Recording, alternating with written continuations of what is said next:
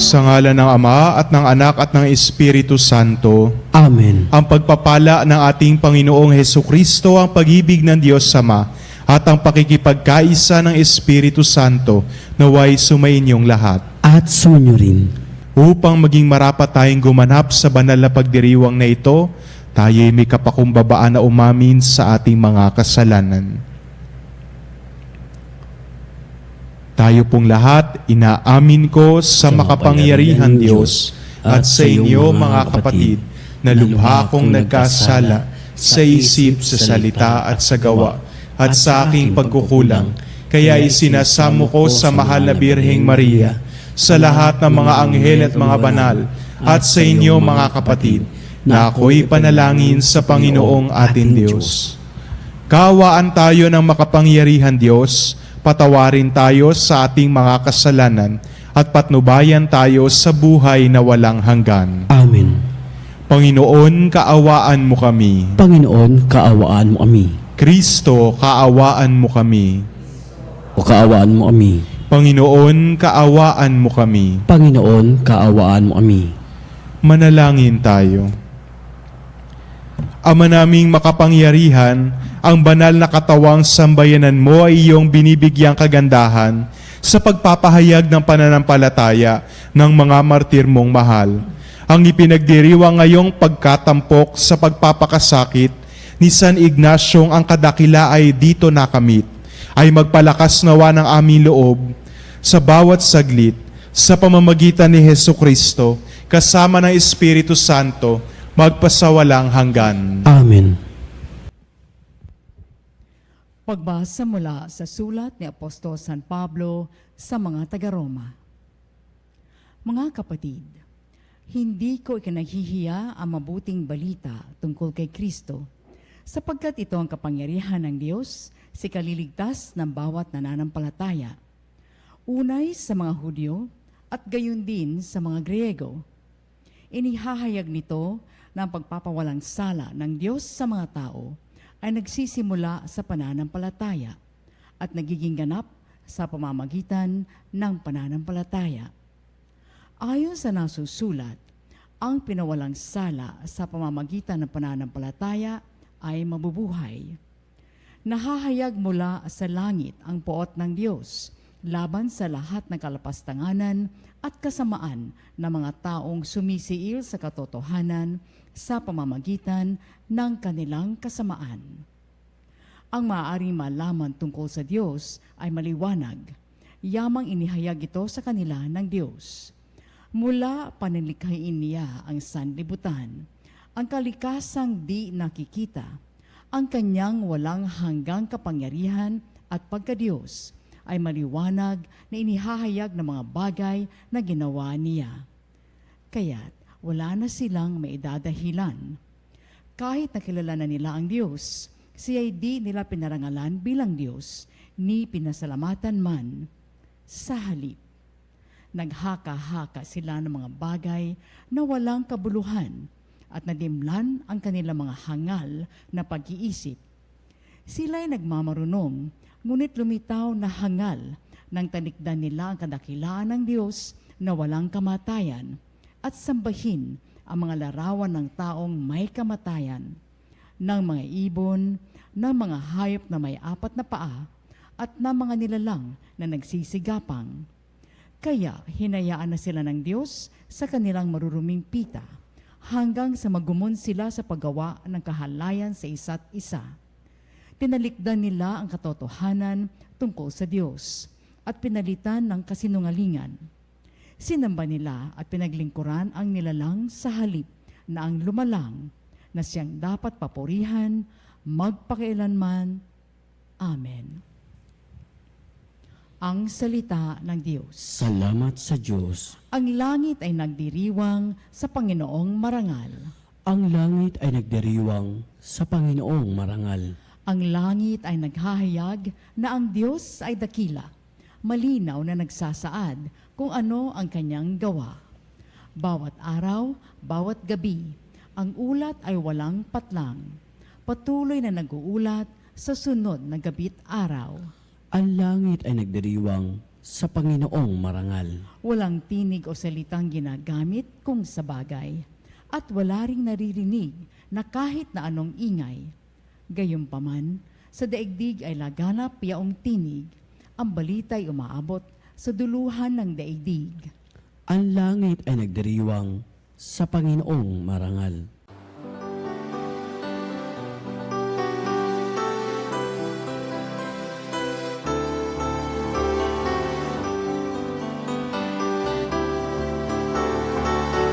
Hallelujah, hallelujah, hallelujah,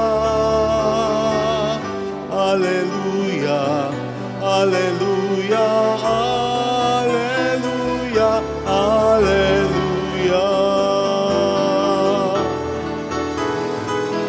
hallelujah, hallelujah, hallelujah, hallelujah, hallelujah. Hallelujah, hallelujah, hallelujah. Sumainyo ang Panginoon. At sumunyo rin.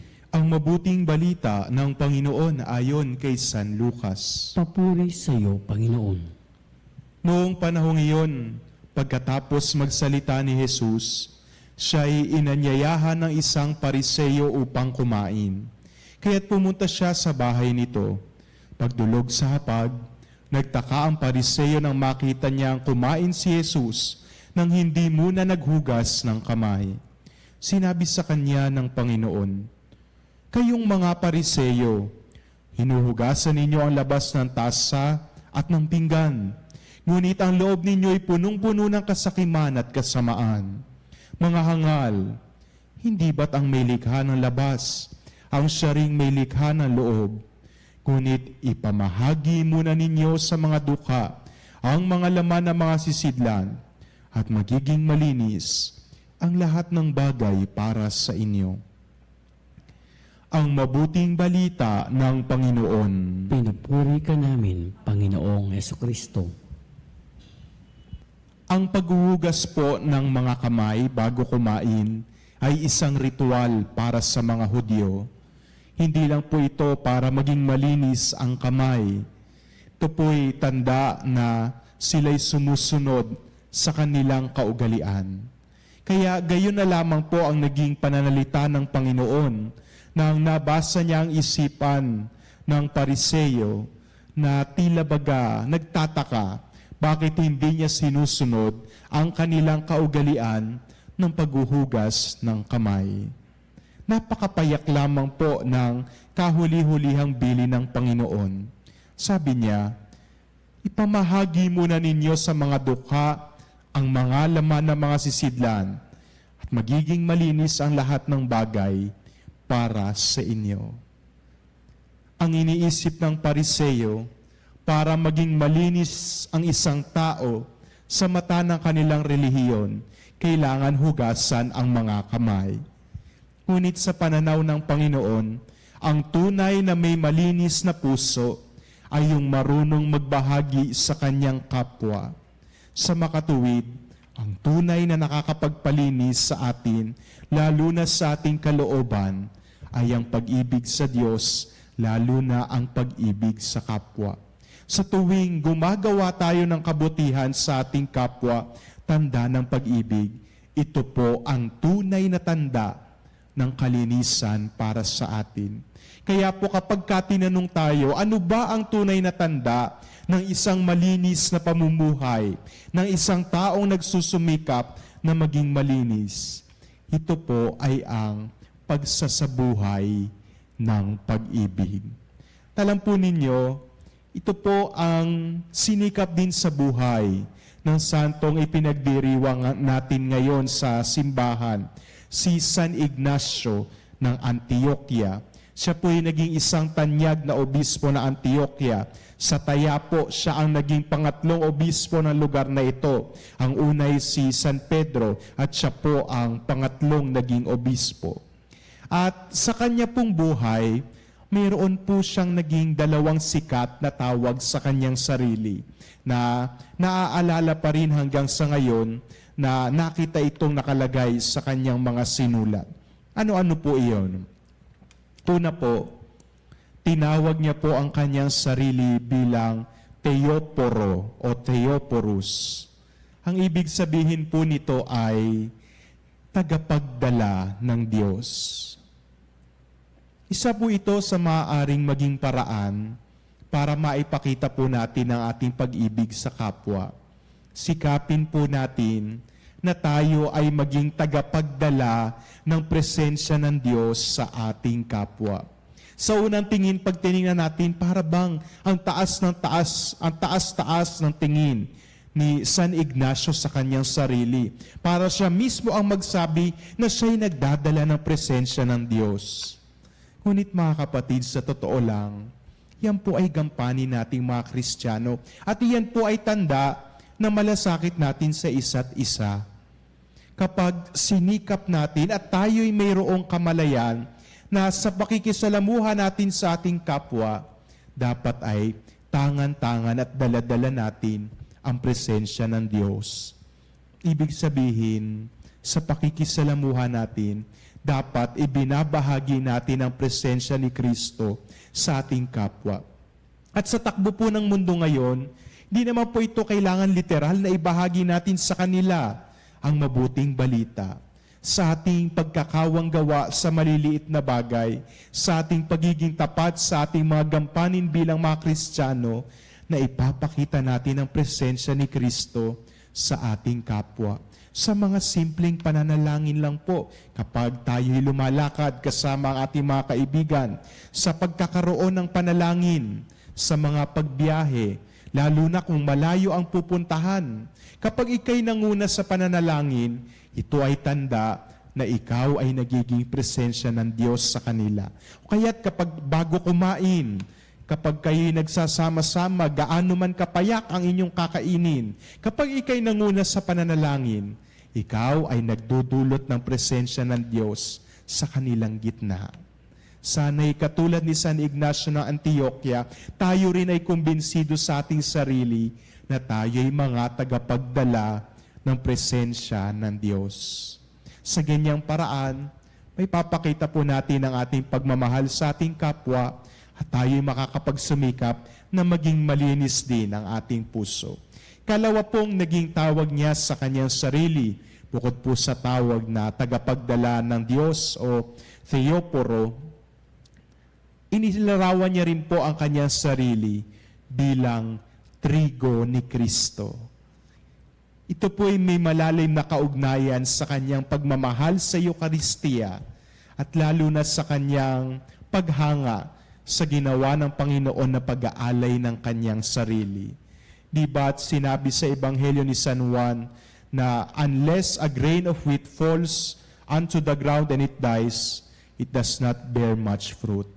Ibig sabihin, para mamunga ang butil ng trigo, kailangan ito'y mahulog muna sa lupa at mamatay. Laging mahalaga sa ating mga Kristiyano yung pag-aalay ng sarili, yung kultura ng pagsasakripisyo, lalo na po sa mga naunang mga Kristiyano. Kaya niya po tinawag yung kanyang sarili ni San Ignacio, ang kanyang sarili bilang trigo ni Kristo, sapagkat siya po'y namamaalam na sa mga sambayanan na kanyang pinaglingkuran. At pinagbilinan niya sila nang nasa bingit na siya ng kamatayan, alam niyang siya'y papatayin na dahil sa kanyang pananampalataya. Siya'y magiging martir na. Binilinan niya ang mga mananampalataya na huwag na siyang gawan ng paraan na mailigtas sa kamatayang ito. Siya ay nananabik na maging isang martir, katulad ng Panginoon na kanyang sinusundan. Ito po yung diwa ng pagsasakripisyo. At sa panahon natin ngayon, di man po tayo tinatawagan na magbuburin, magbuwis ng buhay, katulad ng mga martir na ito. Ngunit sana po'y maisabuhay pa rin natin yung diwa ng pagsasakripisyo sa panahon natin ngayon. Yan nga po ang hinihiling sa atin ngayon ng mga Katolikong simbahan sa Israel na tayo ay mag-alay ng pagsasakripisyo para magkaroon ng kapayapaan sa kanilang lugar. Ibig sabihin yung pagsasakripisyo, yung kusang loob na pagyakap sa kahirapan, yan po'y isang mabuting gawain. Ito po'y isang kulturang unti-unti nang nawawala ng kahulugan sa panahon natin ngayon. Bakit? Ang lagi na pong iniaalok ng mundo sa atin, kaginhawahan, mapadali ang buhay. Kaya makaramdam lang tayo ng konting hindi magandang pangyayari sa ating buhay, nagrereklamo na kaagad tayo. Sasabihin sa atin ng mundo, dapat magreklamo ka, hindi ka dapat nahihirapan. There should be no room for inconvenience. Diba? Yan na po ang takbo ng mundo ngayon. Kaya parang nawawala na ng kahulugan yung pagsasakripisyo. Parang pinagtatawanan na yan. Bakit ka magtitiis ng kusang kagutuman? Ba't mo gugutumin yung iyong sarili? Para saan yan? Ba't mo kinakailangan magtiis ng hirap? Para saan yan? Nawawala na ng kahulugan ng pagsasakripisyo. At nawa, sa ating mga Kristiyano, huwag po itong mawala. Yan po ang dahilan kaya ipinagdiriwang natin ang mga martir. Kagaya po ngayon, kulay pula ang kulay ng ating pagdiriwang sapagkat napakalaki po ng kahalagahan ng diwa ng pagsasakripisyo sa ating buhay. At sana po tayong mga Kristiyano, buhay na buhay pa rin sa atin yung diwa na ito. Tayo mismo yung humanap ng mga pagkakataon na tayo ay magtitiis ng kahirapan upang maginhawahan naman ang ating kapwa. Huwag nawang mangyari sa atin yung kultura ng mga taong gahaman. Yung para magkaroon tayo ng kaginhawahan, kinakailangan mahirapan yung ibang tao. Sila yung mawawala ng kaginhawahan. Baliktad po sa atin. Para tayo'y makapagpakita ng pag-ibig sa ating kapwa, kinakailangan tayo po yung magsasakripisyo, tayo yung maglalaan ng ating sarili upang mapabuti naman ang ating kapwa. Nawa po itong mga katangian na ito na pinagmalaki ni San Ignacio sa kanyang buhay ay makapukaw po sa atin. Kaya niya ito ipinagmalaki, di dahil mayabang siya, kundi dahil nais niya tayong paalalahanan kung ano ba ang diwa ng pag-ibig para sa atin. At ito po ay ang pagbabahagi ng presensya ng Diyos sa ating kapwa at ang kahandaan na kusang loob na magtiis ng kahirapan upang maginhawahan din naman ang ibang tao. Amen.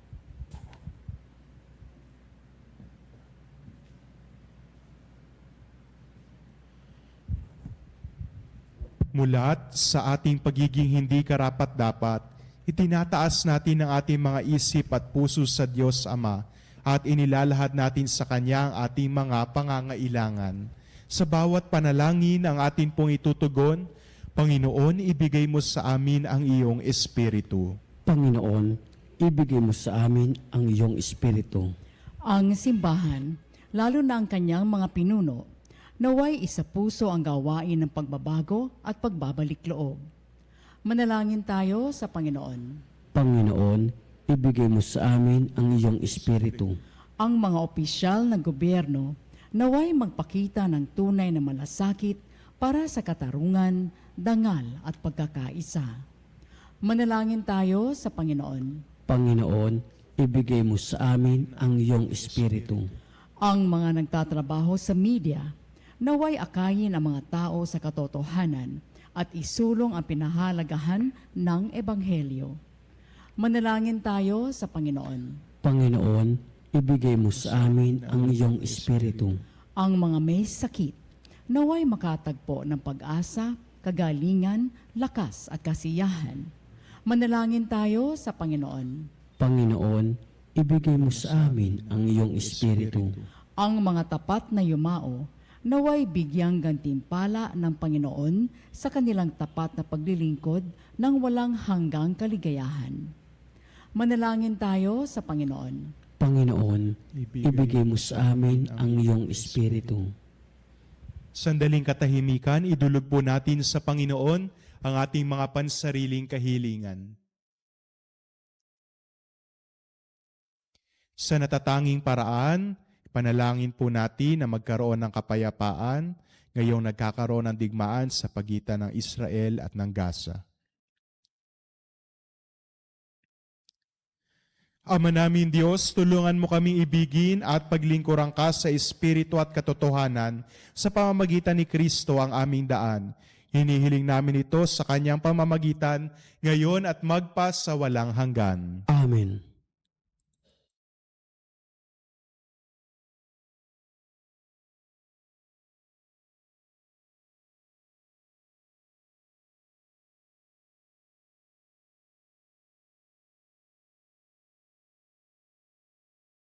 Aming hatid, alay na ito, ang tinapay na nagmula sa pagpapala mo.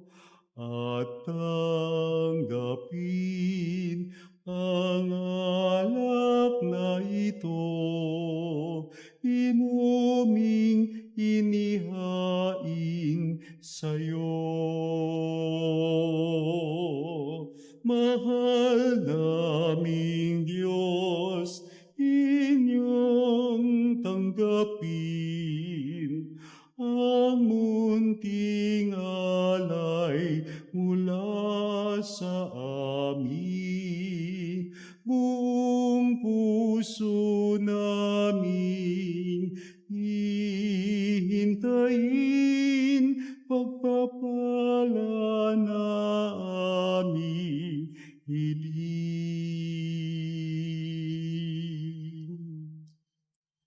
Manalangin kayo mga kapatid upang ang paghahain natin ay kalugdan ng Diyos amang makapangyarihan. Tanggapin nawa ng Panginoon itong paghain sa iyong mga amay, sa kapurihan niya at karangalan, sa ating kapalabangan at sa buong sambayanang banal. Ama namin lumikha, kalugdan mo ang aming paghahain ng tapat na pagsamba sa iyo, na tumanggap kay San Ignacio bilang trigo ni Kristo, at tinapay na dalisay sa pagtitiis niyang maging martir mo. Sa pamamagitan ni Hesukristo, kasama ng Espiritu Santo, magpa sa walang hanggan. Amen.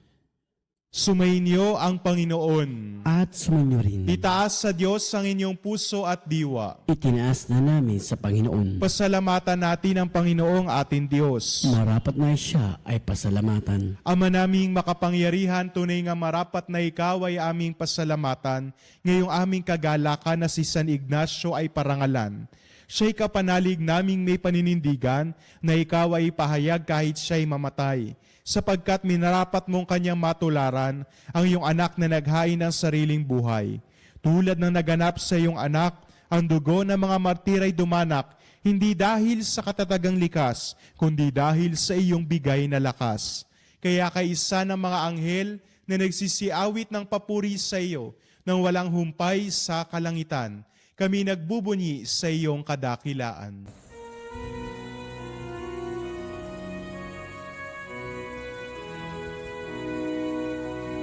Santo, Santo, Santo, Panginoong Diyos ng mga hukbo, napupuno ang langit at lupa ng kadakilan mo. Hosana, Hosana sa kaitaasan, pinagpalang na paririto sa ngalan ng Panginoon. Hosana, Hosana sa kaitaasan.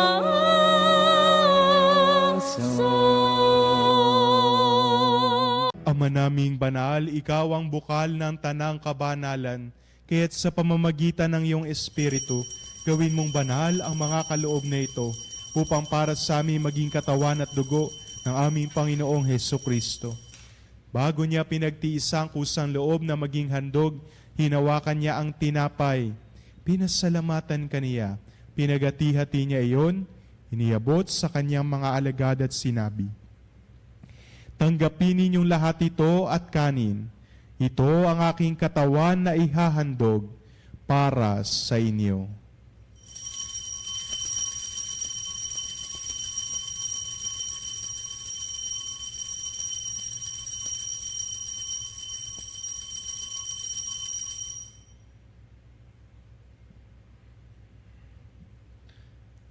Gayon din naman noong matapos ang hapunan, hinawakan niya ang kalis, muli kanyang pinasalamatan. Iniabot niya ang kalis sa kanyang mga alagad at sinabi, "Tanggapin ninyong lahat ito at inumin. Ito ang kalis ng aking dugo, ng bago at walang hanggang tipan. Ang aking dugo na ibubuhos para sa inyo at para sa lahat sa ikapagpapatawad ng mga kasalanan. Gawin ninyo ito sa pag-alala sa akin."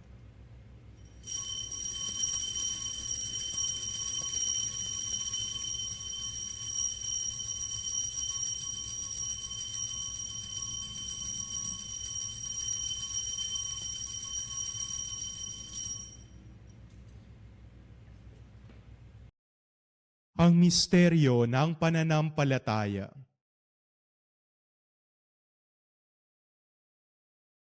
Sa krus mo at pagkabuhay, kami natubos ng tunay. Poong Jesus, naming mahal, iligtas mo kaming tanan. Poong Jesus, naming mahal, ngayon at magpakailanman. Ama, ginagawa namin ngayon ang pag-alala sa pagkamatay at muling pagkabuhay ng iyong anak, kaya tiniaalay namin sa iyo ang tinapay na nagbibigay buhay at ang kalis na nagkakaloob ng kaligtasan. Kami nagpapasalamat dahil kami iyong minarapat na tumayo sa harap mo para maglingkod sa iyo.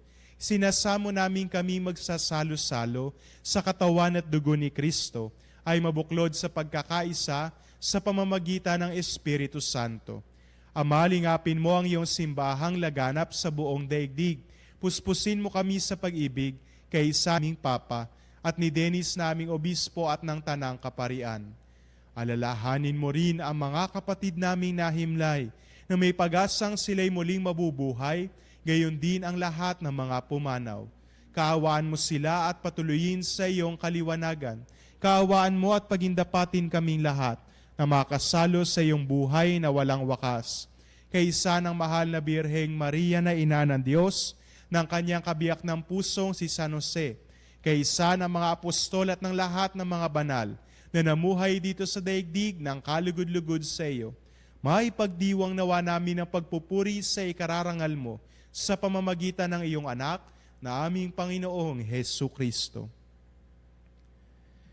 Sa pamamagitan ni Kristo, kasama niya at sa Kanya, ang lahat ng parangal at papuri ay sa iyo, Diyos Amang makapangyarihan, kasama ng Espiritu Santo, magpa sa walang hanggan.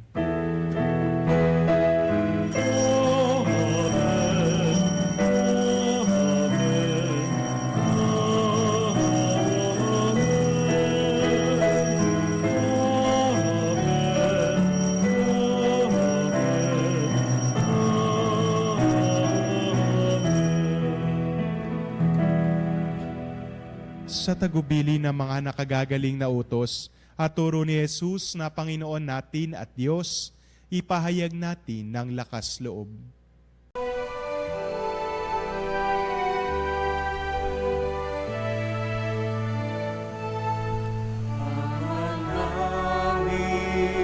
Sumasalangit ka, sambahin ang ngalan mo. Mapasa amin ang kaharian mo,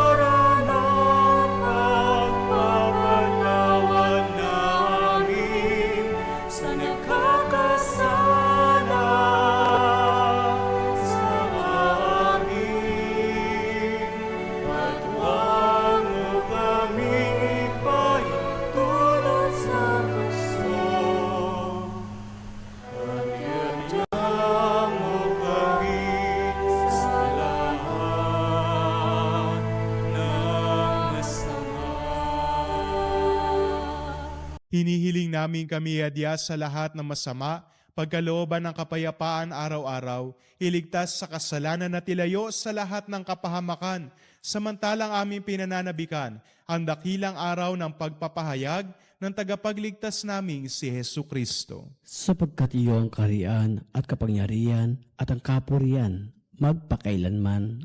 Amen. Panginoong Hesu Kristo, sinabi mo sa iyong mga apostol, kapayapaan ang iniiwan ko sa inyo, ang aking kapayapaan ang ibinibigay ko sa inyo.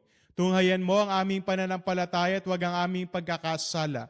Pagkalooban mo kami ng kapayapaan at pagkakaisa ayon sa iyong kalooban, kasama ng Espiritu Santo, magpasawalang hanggan. Amen. Ang kapayapaan ng Panginoon ay laging sumainyo. At sumainyo rin. Magbigayan kayo ng kapayapaan sa isa't isa. Kapayapaan po, mga kapanalig. Kordero ng Diyos na nag-aalis ng mga kasalanan ng sanlibutan, maawa ka sa amin. Kordero ng Diyos na nag-aalis ng mga kasalanan ng sanlibutan, maawa ka sa amin. Kordero ng Diyos na nag-aalis ng mga kasalanan ng sanlibutan, ipagkaloob sa amin ang kapayapaan. Ito ang kordero ng Diyos. Ito ang nag-aalis ng kasalanan ng sanlibutan. Mapalad ang mga inaanyayahan sa kanyang piging. Panginoon, hindi ako karapat-dapat magpatuloy sa iyo. Ngunit sa isang salita mo lamang ay gagaling na ako.